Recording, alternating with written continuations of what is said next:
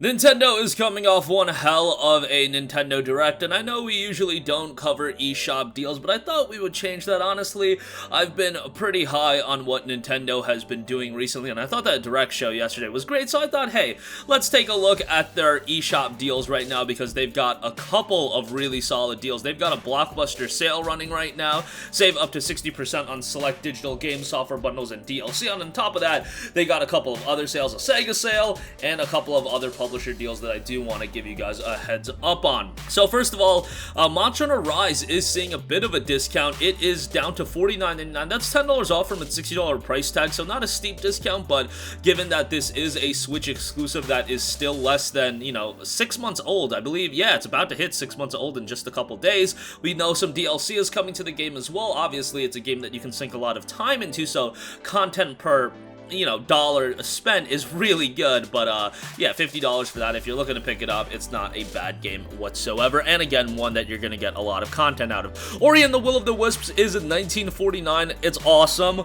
a fantastic game. I do recommend playing Blind Forest first, but Ori and the Will of the Wisps is a tremendous platformer with excellent visual presentation, and $19.49 might sound a little bit pricey for the game, but it is at such a high level that I still think it's very much worth it.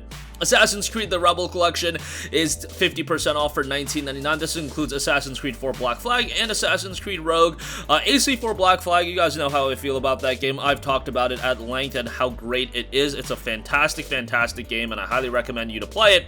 Assassin's Creed Rogue, on the other hand, very underrated Assassin's Creed game. It came out at that time, I believe on the same day, maybe it was a week apart, but either it was a week apart or the same day as Assassin's Creed Unity, and all the attention was on Assassin's Creed Unity. Assassin's Creed Unity was kind of a flop, and then AC Rogue kind of just went to the wayside, but Assassin's Creed Rogue is actually a very good game. It's very reminiscent of Assassin's Creed 4, not quite as good, but the naval combat is there, and that's done really well, and for $19.99, I do think this is a very good pickup.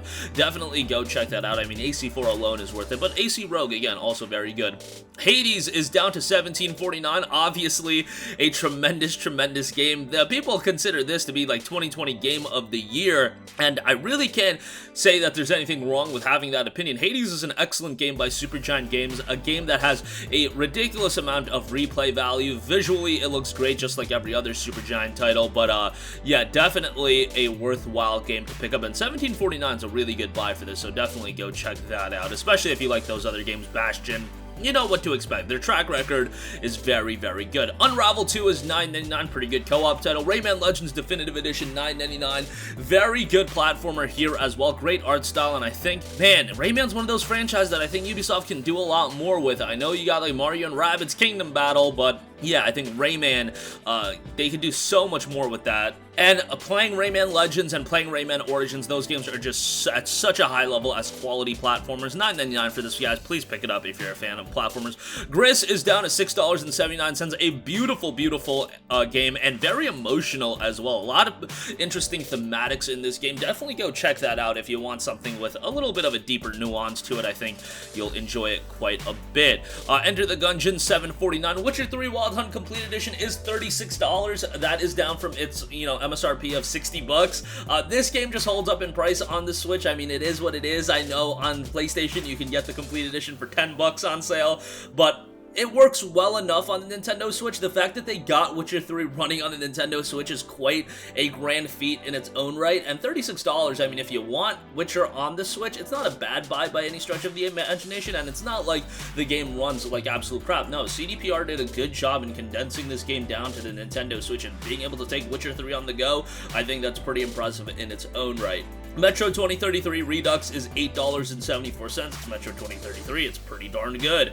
Axiom Verge, $7.99. Another game that I often talk quite highly about. Axiom Verge is an excellent game done by one person in Thomas Hab, and it's a fantastic Metroidvania that has a throwback art style. Looks great, but there's also a high level of attention to detail, so $8 for that is quite good.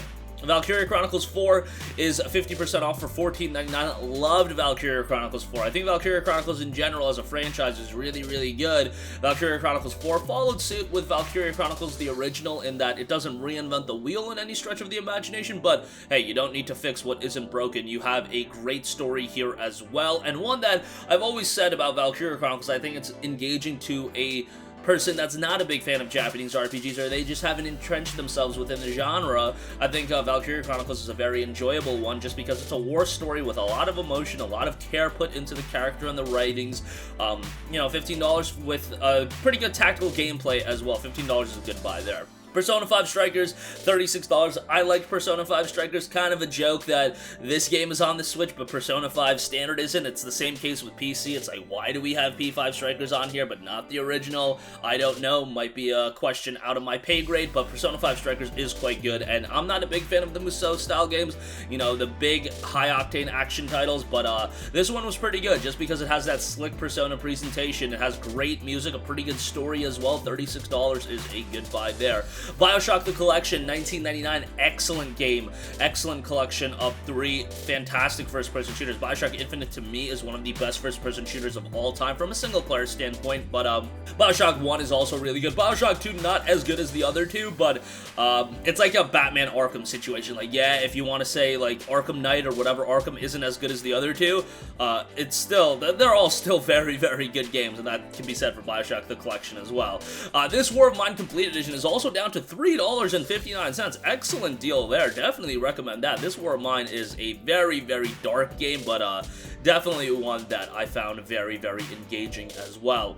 Okay, so moving on from that, there are a couple of other sales that I'll go through real quickly. Team 17 has a publisher sale going on right now. The Escapist 2 is on sale, $5, going under $10. Sheltered, $3.74. The Room is $2.49. A couple other good deals there. Sega's got a franchise sale going on, I should say a publisher sale. SMT 3 Nocturne HD Remaster, $32.49. We mentioned P5 Strikers on Valkyria Chronicles 4, but Catherine Full Body Edition is also on sale for $25, which I find to be a rather good deal. Sega Genesis Classics Collection is $14.99. Good deal there as well. You have a lot of classic games as a part of that collection, so definitely not a bad buy. Then you do have the Yacht Club Games sale going on. You have Shovel Knight Showdown, Shovel Knight Treasure Trove, Shovel Knight Shovel of Hope, and then you also have Cyber Shadow on sale. Cyber Shadow is only 10% off, but that is a pretty cool game. Very, very much a throwback and has a great old school art style. $18 might be a little bit too pricey for that, but I still think it's a pretty entertaining game, to say the least. Action ninja titles are always going to be right up my alley, and that one does a pretty darn a good job. On top of that, there's a bunch of other lower key deals going on. Death's Gambit Afterlife, 10% off. I do also want to note that there is a Mega Man sale going on right now. As of the recording of this video, it looks like the prices aren't completely live on the eShop. I believe that is actually just changing as I'm saying it right now as I just refreshed, but a lot of good deals as a part of this. Mega Man Zero ZX Legacy Collection, 1979, excuse me. This is such a good collection because you get Mega Man Zero 1 through 4, which those games are very challenging, don't get it twisted, but you also get ZX and ZX Advent with this collection. ZX and ZX Advent are excellent in that they're a little bit bigger than your typical Mega Man titles, in that they're more Metroidvania games than anything else, and those are really, really well-made games. A little bit, you know, kind of leaves you to your own devices and kind of hard sometimes to figure out where to go, but overall very, very entertaining games, and kind of unfortunate that ZX got its legs cut underneath it. We never got a third game, and I think a third game was in the works for a while. I don't know whatever happened there, but hey, Capcom is on their Mega Man kick. They've been doing a lot of good stuff with Mega Man. Hopefully we see Mega Man Zero come back, ZX come back, Mega Man X come back. There's a lot of potential for Mega Man going forward. And speaking of Mega Man X Legacy Collection and Mega Man X Legacy Collection 2, $9.99 a pop for those. I think most people would agree that X Legacy Collection 1 is the better one. You have X1 through X4. Those are all very good games. The Legacy Collection 2 is not bad by any stretch of the imagination. It's just I don't think people think as highly of X6, especially X7. X8 is quite good. I enjoyed X8, and X5 is pretty good as well. So a little bit of a mixed bag there. And I even liked X6, but I know a lot of people were not big on the follow-up to X5 and it continuing with X6. And X7 is generally considered not to be very good, but X8 is quite good, and I like the introduction of Axel in X7 and X8. So yeah. Mega Man 11, $14.99, that's 50% off, pretty good. It's a modernized version of the classic Mega Man. It's quite good. $15 I think is a good pickup. Mega Man Legacy Collection and Legacy Collection 2, same deal as the X Legacy Collection.